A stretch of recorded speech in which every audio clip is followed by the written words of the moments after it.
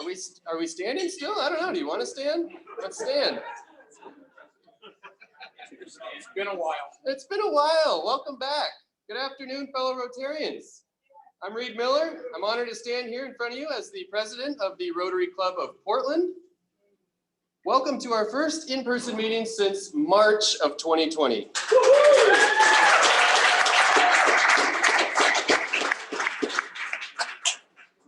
You all listened to me talk about getting back to in-person meetings for a long time, how that was a priority of mine, and finally, we did it. We're back.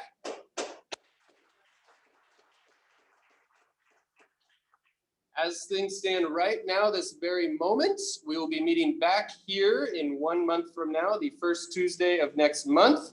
So we look forward to that. Things are fluid, as you all can imagine, so we'll see how that works out. But as of right now, those are the plans.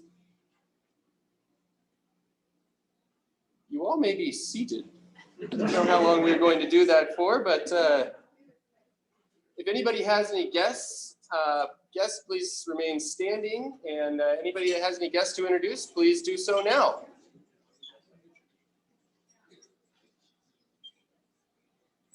Hello, everybody. I'm Rotarian Andrew Lowe. It's great to see everybody. And it's my pleasure today to introduce you to Luke Russell, who is a new member as of today and part of our corporate membership and a part of the U40 cohort.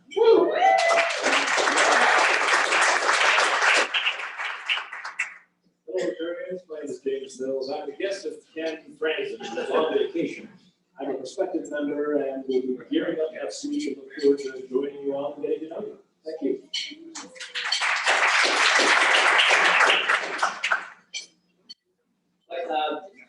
This is Rotarian, because she just joined Rotary. I guess this is the first meeting, Virginia Archer from Louisiana.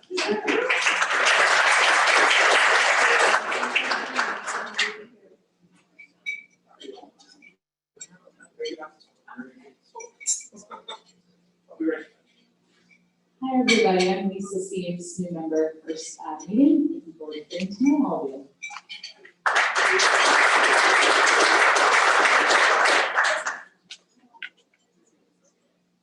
This is Keith Glasser, and he's from Optimal Results, and he used to be a Rotary meeting here. We hope that he will come back.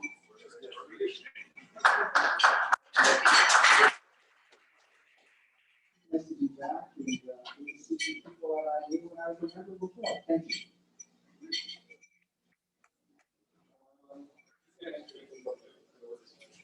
Okay, perfect. Thank you, Terry. Thank you, new guests. Welcome, everybody. Okay, so it's amazing to think about everything that we have been through in the last 18 months. I remember thinking COVID would be around for a couple of weeks, then maybe a month or two, and it became a full-blown pandemic.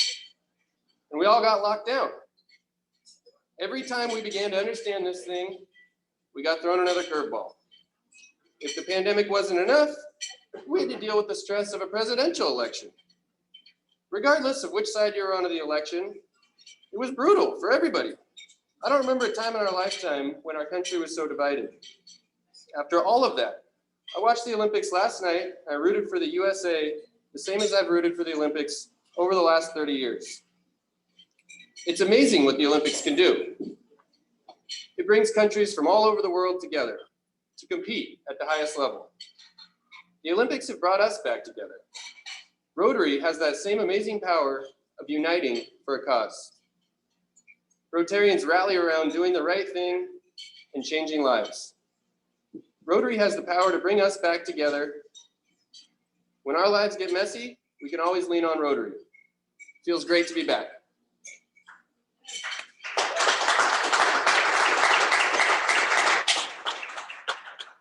All right, now let's dive in. Everybody, please welcome Rotarian Brian Daisy to the podium to give this week's reflection.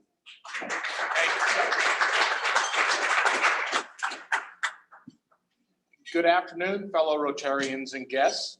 After almost a year and a half, I cannot tell you how happy I am to be back in this room with all of you today, and especially with our guest, Tim Leatherman. I've been a huge advocate for the Leatherman line of products for over 25 years. In fact, Here's my original tool I purchased. I've used this on several hunting outings, Cub Scout, Boy Scout outings. There's so many stories in this little leather pouch, I can't get into them today. But as all things are great, improvements can be made. Here's my newest Leatherman tool. They look the same on the outside, but believe me, there's a whole bunch of features in here that are different. Both of these tools are similar. However, the newest one has something that is light years ahead of the original. It has a locking blade. And as I'm getting closer to my senior years and my agility is not what it used to be, I would like to keep 10 fingers, still have them. And so this new one had a great feature, the locking blade. In my mind, the same thing is true of Rotary as is with the Leatherman group. The first time I walked through those doors over 4 years ago, I was exposed to a great product. Unlike adding a feature to a tool, however, Rotary has added features in the forms of committees to join and projects we work on to benefit our community. I think of all the projects we've done to help people. Like last month, we had a trash cleanup in the Lentz neighborhood that Don Livingstone spearheaded.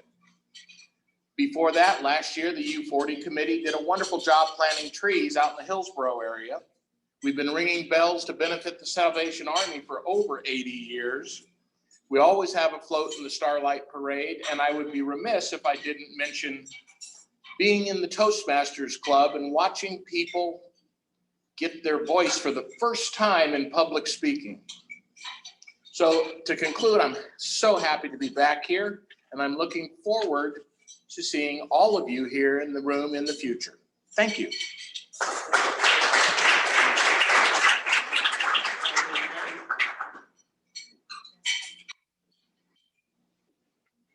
Okay, thank you, Brian. And now on to our monthly birthday celebration. Show me the birthdays. For those of you that have forgotten, it is August.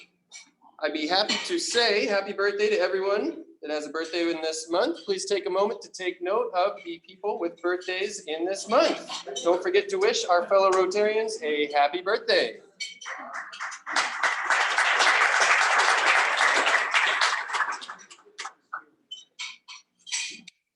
All right, it's time for the bylaws vote. You should have received an email a couple of weeks ago outlining some changes to our club's bylaws.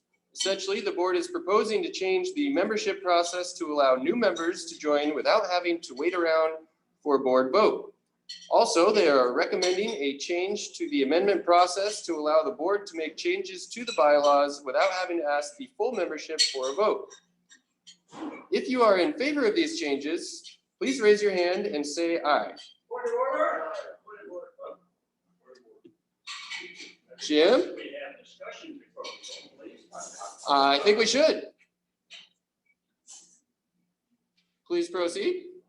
First question I'd like to know is, do we have a quorum?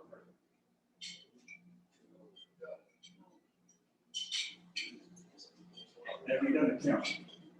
I have not. Okay, and therefore, any vote on these bylaws is without foundation. There's no quorum. Okay. But let me speak to the merits anyway, so that when we have quorums, we can consider. Please do. Thank you, Jim. First, I'd like to point out that we are a membership organization. The principles of Rotary is we want people to come to meetings, so we get to have them, we get to know them, we get to be working together as a committee, as a club. And the membership, the strength of membership is the foundation of Rotary, in my opinion, which is why for all the years that I've been a member, members have been encouraged to come every week. We used to publish the perfect attendance listings. I'd like to point out to you that the first proposal, amending amendments to the Constitution, and the third proposal, amending amendments to the bylaws, basically is converting this club from a member-driven club to a board-driven club. because the people who will make the decisions will be board members.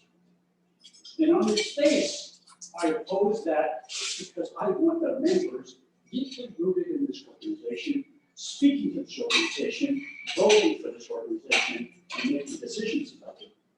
But I'd like to ask this question. If we adopted these two technical amendments to the bylaws and the Constitution to make it easy for the board to make amendments, what happens next? Then the board could amend the bylaws to enable the board to elect the next board members without membership vote. How many people want to exclude the membership from that opportunity? I'd like to point out we have other problems with this. I don't object at all to the section on meetings where the board needs to reduce its number of meetings. That's not a problem. You've missed a couple of other spots in the documents where corresponding technical changes need to be made. So it's not really complete. And I don't object to that part. I would like to strenuously object to the method of electing members. And I wear two hats in this capacity. One hat is my lawyer hat. I received an email from Corinne about this type of provision. And I responded that the proposal was, that I first saw, that the gearing up leader would make all decisions on membership and report to the board. And from a lawyer point of view, I said, that's crazy. Many of you may not know that about 80% of the lawsuits revolving around Rotary relate to membership. People get terminated, people get rejected, and they sue.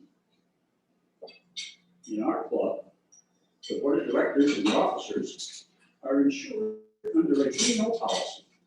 If they make a decision and somebody sues over membership, the D&O policy will stand up and be your first line of defense. A committee chair, whether it be the power committee or the grants committee, if they make a decision, they're not insured. The gearing up chair is not insured. If he or she makes a decision regarding membership, they can get sued. That was my first comment. I never saw this draft that is presented now. So I could not comment on it separately. But let me point out that when you read this current draft or the new procedure, the real decision is being made by the gear-up leader. We're just hiding it when there's going to be a rejection by then boosting up the board as if it would make a difference. That's just crazy. And it's not hard for the board to vote on membership. What we have done repeatedly over the years is you send out an email and see if there are any objections. If there are objections, if it's not unanimous consent, then the board meets and votes. We want to speed up the membership process. I agree with that. We want to get as many new members as we can that are good and qualified, get them in the door. Fine, we can make that happen. We should just say to ourselves, isn't it worth a little bit longer when a new member comes in to do it right? My colleague, A.J. Barnett, isn't here today because he had a conflict. But his argument would be, don't lower the standards. Don't knock out every opportunity for us to have members who are worthwhile to get into this club. He repeatedly was called upon to interview a prospective new member so that he could then recommend them. This provision knocks that out. People can self-nominate. People we don't know anything about. And then we're going to expedite it. Why? So we can get more dues. Don't we really want to have members who are going to be part of our organization, working well within our organization, and staying for years and years, and not worry about what they're doing? So I object to all but one of these sections, and I think we should go back and redraft them, and I think we should reconsider for ourselves whether we want to be a membership club or a director club. And I would proposed to you, when you go back to the four-way test, these provisions are not beneficial to all concerned.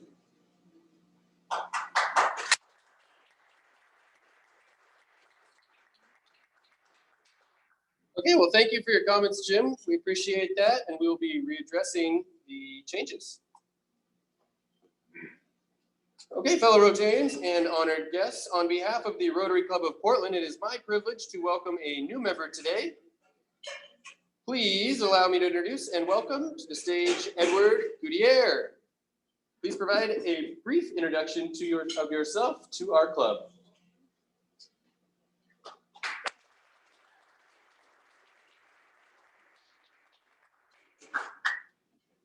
Good afternoon. My name is Edward Gutierrez.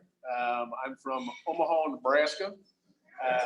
Been here in Portland for 9 years now. I started a company called Lucky Day. We handle post-production for commercials and documentaries. And we started that company 4 years ago. It's been going along really well. I know I should keep this brief. I just want to say that my father was a Rotarian in Nebraska. He was a president, and I really enjoyed going to meetings with him to see the actionable steps that improve the community, but also the meetings like this where learning was important and to continue learning and that process. And I'm really excited to be a part of Rotary here in Portland. Outside of that, I love Detroit Tigers baseball and movies. Thank you.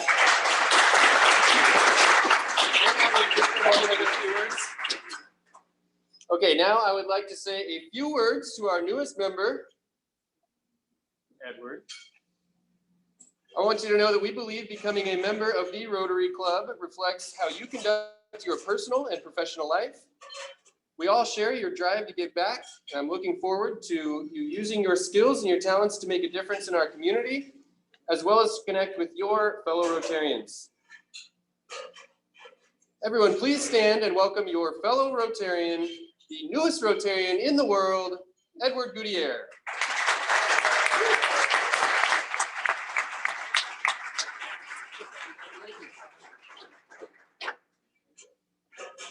Okay, thank you.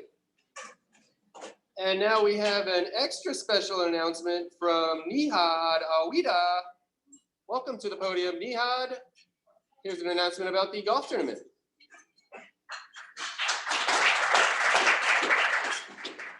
That's my evil twin brother. He is 200 years younger than I am. And with that being said, our first meeting is going to be on September 6th. Our Rotary golf event will be September 9th. It's at Langdon Farms. Last year we had it at Oregon Golf Club. And this year we are having it back at Langdon Farms. Thank you. We are looking for sponsors. We are looking for players. And I'll be in the back at the end of the meeting if you want to talk to me and have any questions. You don't have to be an avid golfer. I am from the bad desert. That means no golf courses, no draining of the water fields or anything of that nature because we don't have them, but I still golf. So we are hoping that you'll be there and be with us. Back to you. Cool. All right, thank you, Nihad. And as most of you know, part of our strategic plan involves cutting back on administrative expenses. So we're in the process of moving from 2 staff members down to 1 staff member. We have eliminated both of our positions. We said goodbye to Siobhan last week, and Corinne will be leaving us at the end of August. Today, we welcome our new staff person who will be running the office from now on, Skylar Howe. Skylar?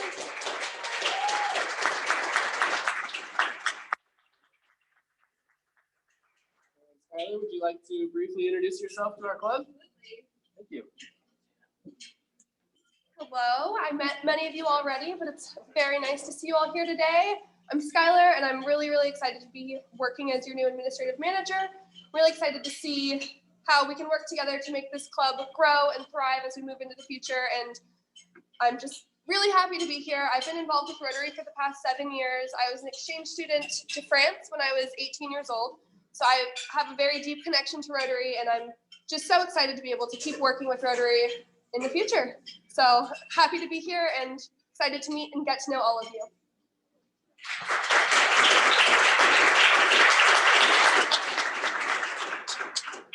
All right, thank you, Skylar.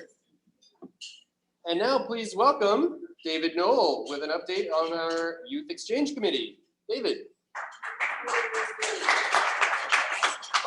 Good afternoon, Toastmasters. You may have noticed there were no exchange students passing the microphone around today. A little bit of history. In the spring of 2020, when the pandemic was rising, we brought our 3 outbound exchange students home early. We also sent our 3 inbound students back to their homes early. Subsequently, Rotary International announced that they were suspending the program for the school years 2021, and they extended that to the school years 2021 to 22. But we will be restarting the exchange program for the school year 2022-2023. So if we're starting it up next year, why am I standing here? One of the unique features of the Rotary Exchange program is that all of our students that are outbounds go through a year of training prior to their leaving so that they can obtain the full benefit of the time that they spend overseas. So we need to pick our 2 outbound exchange students this September so that they can start their training program. We will be holding informational meetings to answer people's questions and recruit students and host families in mid-September, shortly after school starts. These will be both in-person and virtual. So my asks, I have 3 asks of you. First, please tell your friends, tell your neighbors, post on Facebook, post on Instagram, tell anybody, doesn't matter if they're in the Portland School District or not. We will be starting the Youth Exchange program back up. We will be having informational meetings in mid-September. You can just tell them to call the Rotary office or email them, and they will get the specific date and times of the meetings. This is really important. In the past, we've had a presence in the schools all year long. We have exchange students inbound. We have students that are returnees, and we have students that are training to go. We haven't had that now for over a year. So we're starting from scratch. We're going to have to rely on word of mouth and social media to spread the word about our informational meeting mid-September, shortly after school starts. Contact the Rotary office and they can give the specific dates and times. Second ask, another unique feature of the Rotary Exchange program is that for every student we send out, we bring 1 in. That's not true of all exchange students. Most of them are inbound only, or they have a strong inbound balance with not very many outbounds. So we have to bring in inbound students. Each of our inbound students, we place with 3 families during the year so that they get the benefit of seeing what it's really like to live in an American family. That means we're looking for 6 host families for next year that are ready in September to host an exchange student for 3 months. So please spread the word among your friends. Again, it's the informational meetings. It's a real experience to be a host family. You can stay right in your own home and have the exchange experience. Lastly, we need committee members. Our committee's been dormant for almost 2 years. We've lost some of our best members because they've moved away. So we're looking for new members. You don't need any experience. We have our own training program. So please consider joining the Youth Exchange. Thank you.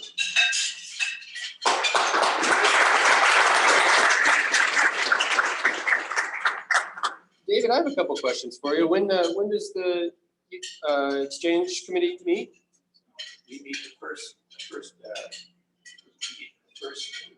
meeting of the month. First Tuesday of the month? We've been meeting virtually. Okay, and what age bracket are you looking for as far as exchange students? be any year, except people that are seniors now would not be able to go except on the short-term program. We're accepting third graders? Except all in high school. High schoolers, okay. High school age, got it. Thank you. Thank you, David. Third grade would be okay, but we have to. Okay, excellent. And now please welcome Rotarian Eric Lochner as today's chair of the day to introduce our speaker.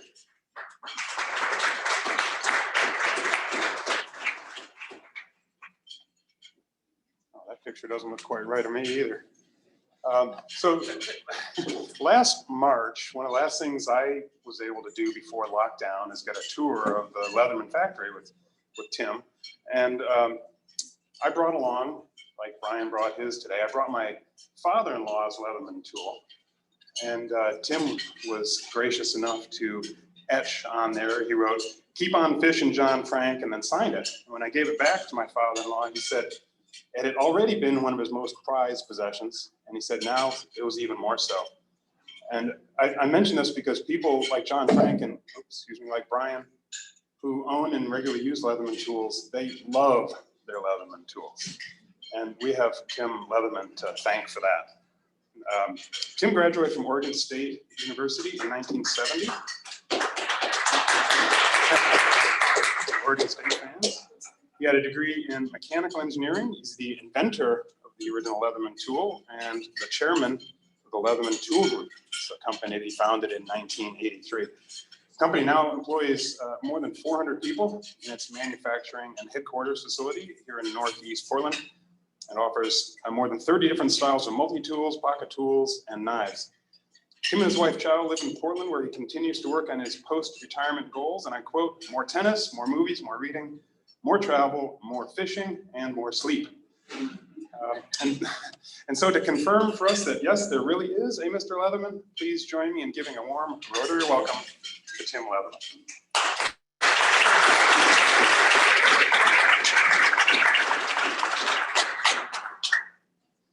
Thank you, Eric. Thank you, and thank you, Brian, for the good words. Where's that tool? I think it's down in the dark area down here, I think. There it is. In November of 1992, we started dating our tools. So I was just curious how old yours is.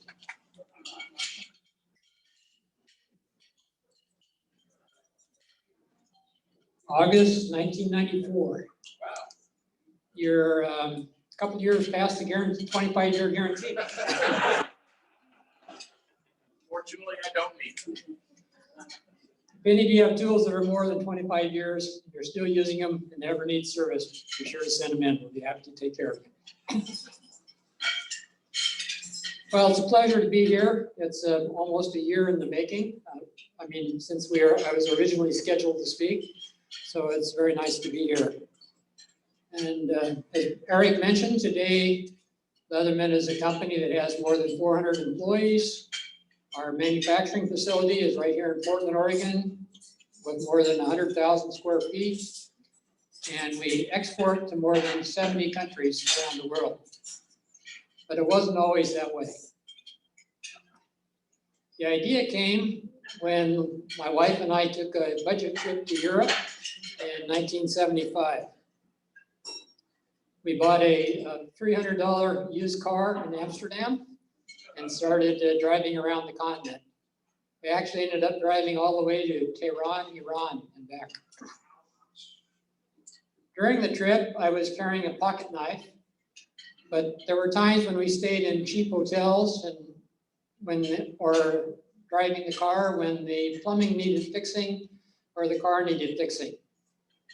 And the trip was a long trip. We were over there for about 9 months, and it was a sort of a, what are we going to do with the rest of our lives trip? So I was actually jotting down notes. And one of the notes said, in essence, add pliers to a pocket knife. When we got back, I asked my wife if I could build one of these, just one, just for me. She asked, how long will it take? I said, maybe 1 month. She said, okay, So she went to work to support us, and 3 years later, I had a prototype that I liked. The tool evolved over those 3 years. It started with a piece of cardboard in a hotel room in Tehran, Iran, then moved to wood plus metal, and then all metal. And then the fourth picture on the top right is the idea that was in my mind when I started. So you can see I'm not a very good inventor because even when I got to that point, the tool wasn't satisfactory for me. Then I came up with the idea of folding handles, and it continued to evolve until finally on the lower right, I had a prototype that I liked. I filed for a patent. I thought now, oh, and I found out that the New York Times had a columnist every week would feature a few of the patents that were going to be issued that week. So I had enough gumption to call him and tell him that mine was going to be issuing, and he actually publicized it in the New York Times. And I, like every inventor, had a thought it was going to be easy. I thought all I have to do is sit back and wait for people to call, and someone will offer me exactly how much? $1 million. $1 million. It's amazing. Every inventor thinks their invention is worth exactly $1 million. And that's been inflation proof. It was the same 40 years ago, and it's still the same today. But no calls. So I thought, well, what have I created? And to me, I created a pocket knife with pliers. So I thought the most likely prospect would be knife companies. So I approached knife companies, starting with quite a famous company here locally. And they were quite gracious, but they said, sorry, this is not a knife, this is a tool. Approached many other knife companies, said the same thing. So I thought, well, if the knife companies think it's a tool, I'll go to the tool companies. The tool company said, sorry, this is not a tool, this is a gadget. Gadgets don't sell. And this was the tool I was trying to get the companies to buy my patent rights from. Well, by now, about 7 years had gone by. It took me 3 years to develop the prototype I liked. I've been trying to sell it for 4 years and without success. And a friend of mine from university days named Steve Berliner had been following my, let's not call it progress, but lack of progress all this time. And he stepped in and said, there's still a few things you haven't tried. Let's be partners. So, and I agreed. And so one of his ideas was to sell the idea to a large corporation like AT&T. That didn't work. Another idea was to sell it to the US Army. Wow, what if the US Army gave us a contract and issued a tool to every soldier? Well, they have a procedure where small companies can contact them and offer them an idea, and it's called an unsolicited proposal. And there's actually civilians in the Department of Defense whose job it is to help small businesses try to get contracts with the Army. And so we got a list of 23 different purchasing functions within the Department of Defense. We wrote up our unsolicited proposal, sent it to all 23, and they have regulations that they must respond. And to this day, we've received 2 no's. 1 will get to you in due course, and 20 never heard of it, never heard a word. So I guess the regulations are good, but the only flaw in the regulations are that they say they must respond, but they don't say when they must respond. So the sale to the Army, that didn't work. So we thought, how about mail order catalogs? And we found a a directory of mail order catalogs that had 280 different catalogs. So we took a picture of this tool, wrote a cover letter, and mailed it to 279, saying, if you want to see our precious handmade prototype, just respond and we'll be happy to send it to you. Anyone want to guess how many responses we get, or how many people asked to see the prototype? 0. That's correct, 0. But there was one left, and that one was a mail order catalog in Seattle called Early Winters. And they were close enough that instead of writing to them, we called them and said, we have a new kind of pocket knife we've created, and we'd like to bring it up and show it to you. He said, sure, come on up. So we drove up, showed them this prototype. They said, interesting. How much? I have to admit, I hadn't really thought of a price yet. So I thought quickly and said, your price, $40. And they said, that means we need to sell it for $80. Sorry, we don't think anyone would pay that much. But they did us a big, big favor. Instead of saying, go away, don't let the door hit you on the way out, they said, sit down, let's talk about this.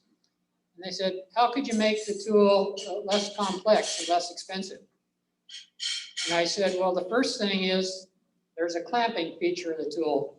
You can grip something in the jaws, engage the clamp, let go, and the object will stay clamped in the jaws. They said, and I said, if anything were to break, this would be the first thing. They said, take it out. I said, okay. They said, what else? I said, there's two kinds of pliers in this tool. There's needle nose and there's regular, and the needle nose, the regular pliers can engage the needle nose and drive them, but when you don't want the needle nose, you can disengage them and only use the regular pliers. They said, sounds complex, sounds expensive, take it out. Just have one jaw, have your needles at the tip, your regular pliers in the middle, your wire cutters at the bottom. I said, okay. They said, what else? I said, I have to really admire the Swiss. I had no idea how difficult it was to make a small pair of scissors and put it in a knife or tool until I tried to do it myself. I said, take it out, substitute a screwdriver or something. I said, okay. So Steve and I got back in the car, drove back to Portland, back into my garage, and about 6 months later, I came out of the garage with this tool.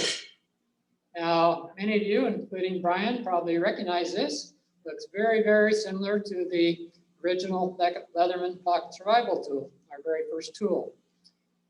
We called up Early Winters, said we have a new prototype to show you. Oh, and I should mention that Steve and I were very, very naive in business, but we were smart enough to know that rather than spend the money to invest in a manufacturing business, that we should get an order first. And we thought that if we could make and sell, once again showing how naive we were, we thought if we could make and sell 4,000 tools in our first year, we could maybe pay back our cash investment, but not pay ourselves anything for our time. So we're looking for an order for 2,000 of the 4,000. We drove to Seattle, showed Early Winters this tool. They said, how much? I said, your price, $24. They said, that's fine. My hopes are rising. So you're ready to order 2,000. No, we don't think we can sell that many. So Steve and I took a picture of this tool, wrote a cover letter, mailed it to 279 catalogs. Or if you want to see my precious handmade prototype, just respond. We'll be happy to send it to you. Anyone want to guess how many responses we got this time?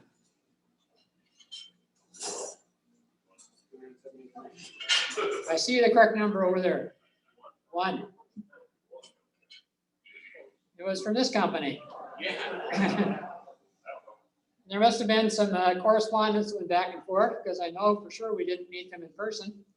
And in late May of 1983, 8 years after I first came up with the idea, we got a letter at my business address, which is really my home address, and the return envelope said Cabela's. And I opened it up, and inside was a purchase order for $12,000 for 500 tools. You cannot believe how happy I was.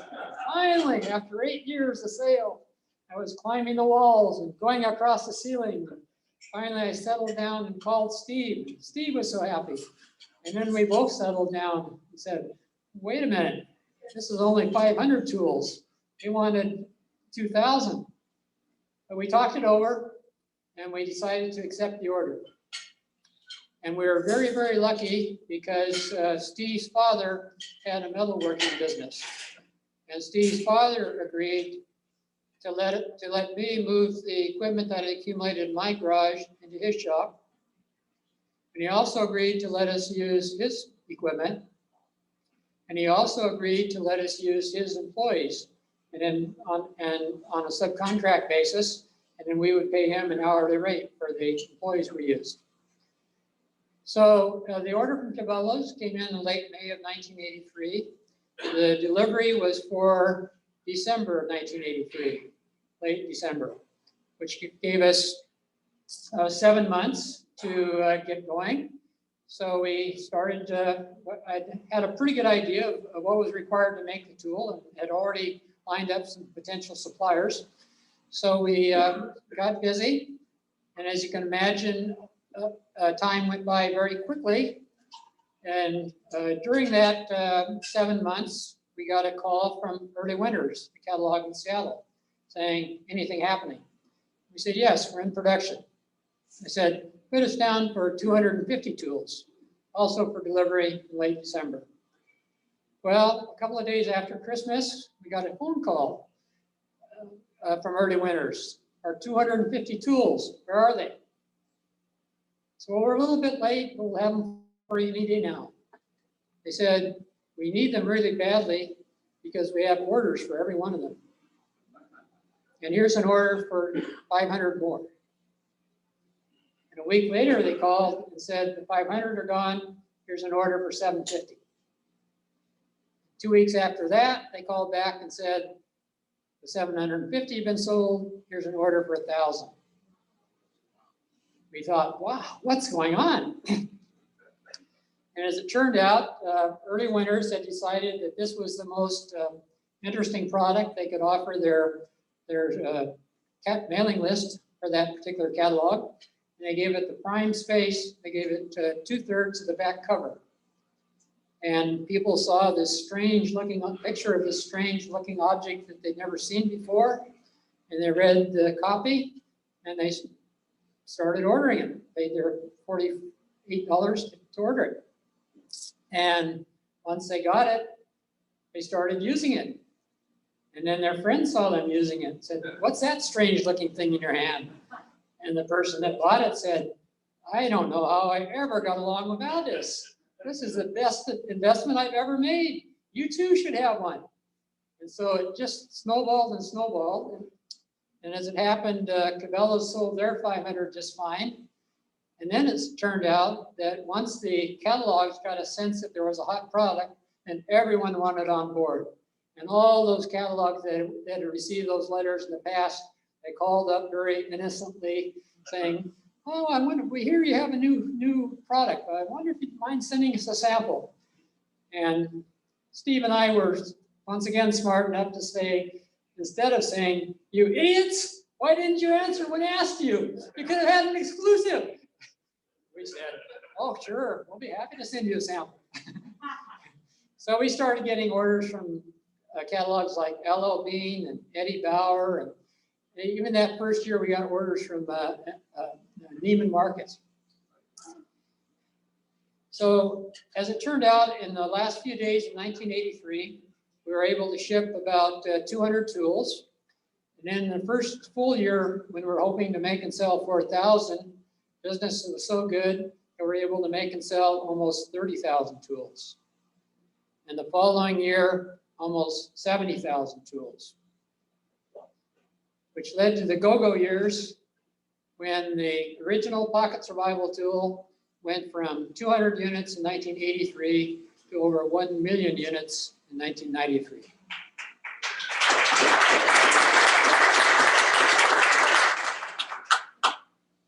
That's my story. I hope you have some questions. What's your volume now?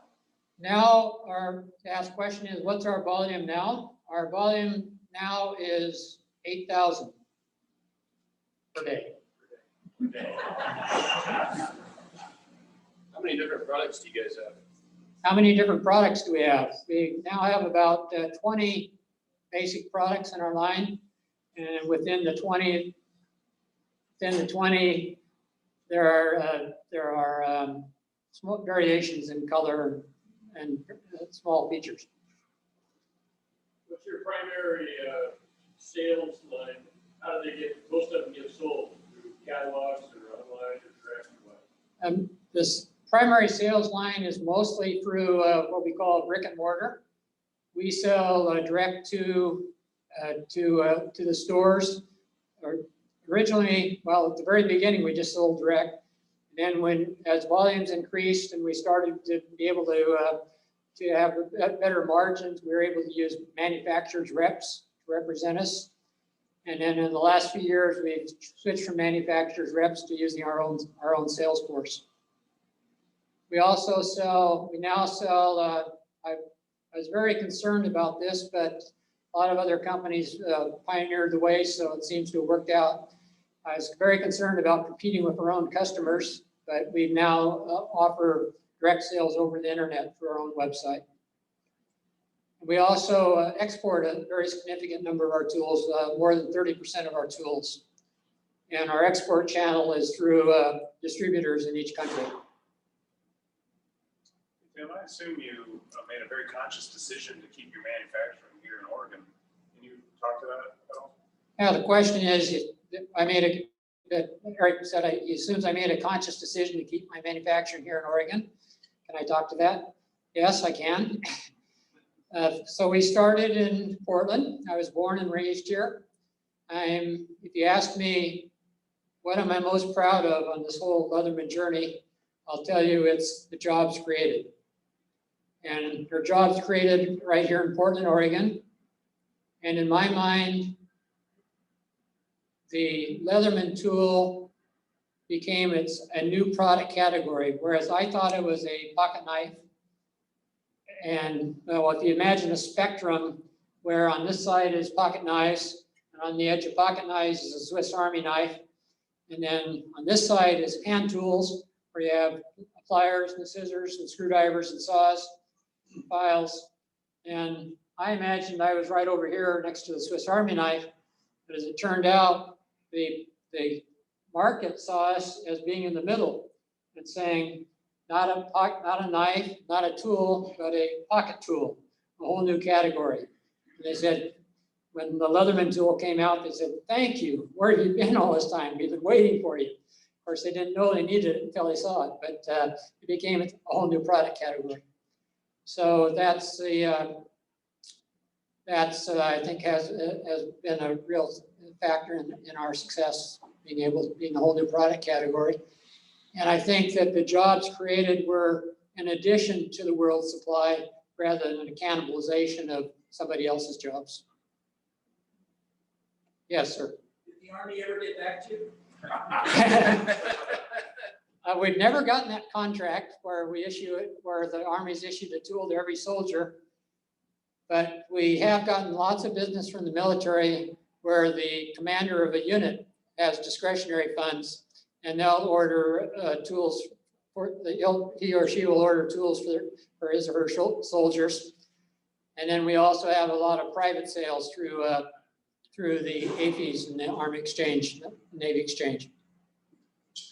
I'm still waiting for somebody who was a private, bought his own tool, or got one who becomes a general in charge of procurement and will contact us.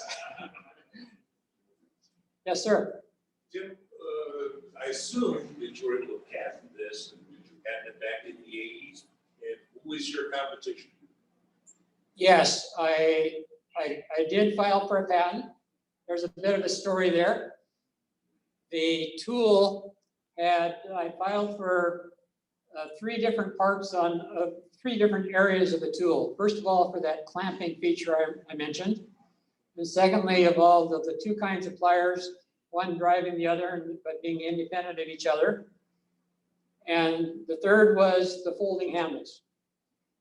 And the patent office agreed to my claims on the clamping feature and on the 2 kinds of pliers, but they refused my claims on the folding handles. And their rationale was that scissors had been invented 100 years ago that had folding handles, and scissors had a cross pieces like pliers or a rivet in the middle. So scissors and pliers, no different, same concept, nothing new. You can imagine back then I didn't have a lot of money, and my patent attorney said you can argue with them, and so we argued once. They still said no. So now your option is to go to federal court and file a lawsuit and see if you can get that claim. Says, but you already got your other 2 claims in your other 2 areas. So what do you want to do? Well, I didn't have the money. Didn't fight the other 2. Well, as it turned out, the tool that became marketable, the other 2 the features that had claims were taken out, and the folding handle remained. So it ended up the tool that reached the market did not have patent coverage. So as was fairly quickly that we started to get copies from China. And soon after that, they started coming back to us for our warranty service. Because the customers thought they were getting a Leatherman tool. So it turns out there's trademark law that if you can claim a trademark in the overall configuration of the product, which we did, and we started suing the importers and the retailers that were selling the knockoffs. And for many years, we were quite successful in that we were actually getting more in settlement money than we were paying in attorney's fees. But eventually, quite a Fortune 300 company challenged us. And it was actually a company that created a copy that was so similar to ours that they were headed to a trade show, the same one we were going to. And they got in such a hurry that to make their prototypes to show at the show, that they took parts out of our tools and put it into their prototype. So we had a case that went all the way to the Supreme Court. It started here locally in the federal district court, and then it went to the appeals court. And initially we won, and then at the appeals court we lost, and then in the Supreme Court we lost again. So we ended up with a tool that's very marketable, but not covered by a patent or even a trademark. Eric alluded to your desire to retire, so to speak. And some years ago, we had Bob of Bob's Red Mill speak at Rotary. He doesn't have a last name, it's just Bob. I know Bob. Yeah, good. And he is or has sold somehow his company to his employees. Anyway, I'm wondering what your challenges are: retirement management, ownership, that kind of thing. That's a good question. Everyone hear that's the last question, and it's good. Everyone hear the question? My challenges in regard to management, retirement, estate planning, succession planning, that sort of thing.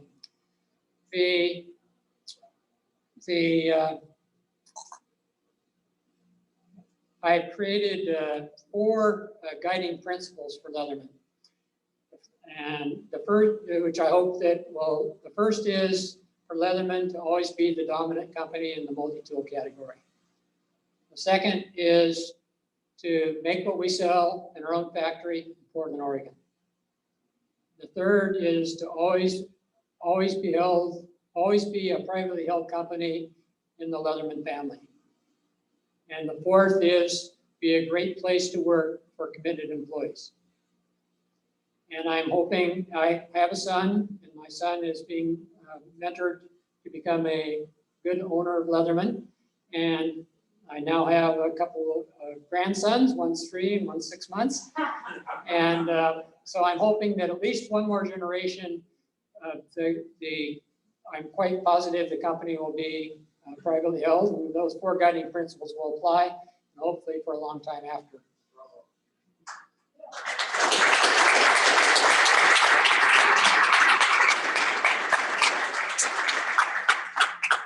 Okay, can I steal 4 more minutes?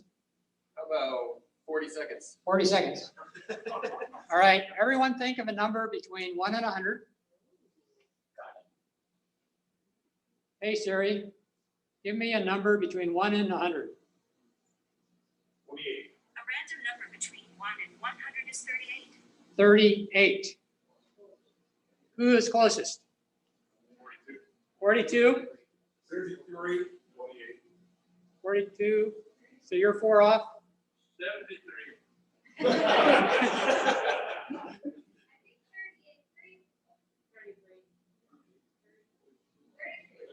42. 42? 36. You had to think of your number in advance, remember? Okay, so you're closest. You're closest. All right, who's second closest? All right. You get your choice of the. You get your choice of any of these 3 levels.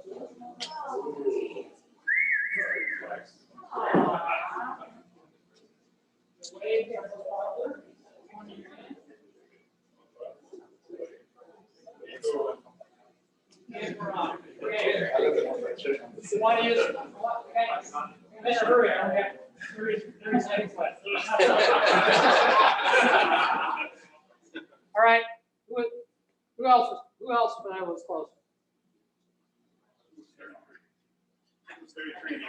I'll give $100 for Rotary for that.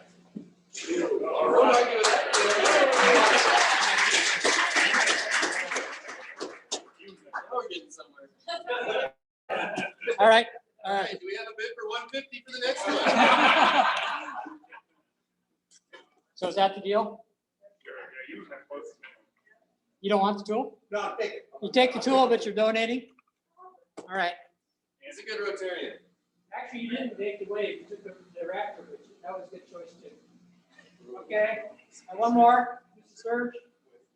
This is the heavy duty tool. Hey, there's a hand. All right. Mr. Ackerman.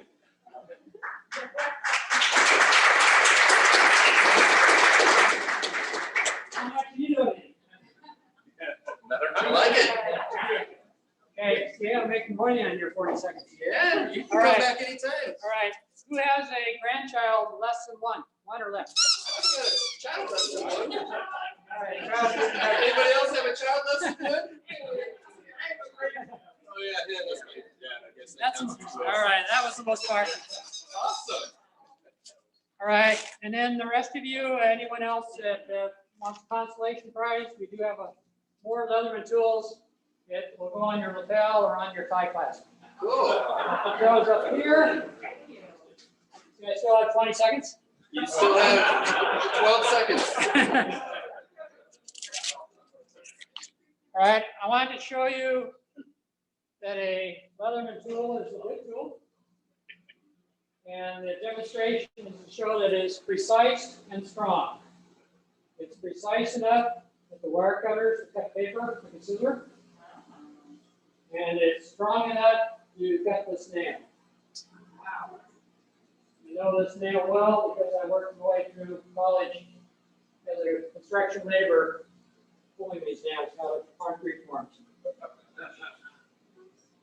And the second part of the demonstration is to show that the tool will cut this nail.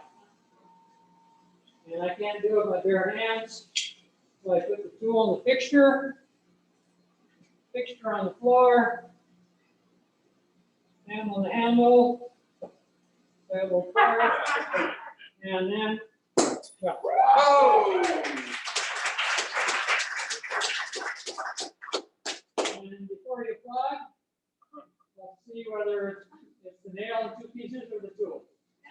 As it turns out, the nail is in two pieces, the tool is still in one piece, and after cutting the nail, the tool still cuts it. Thank you very much.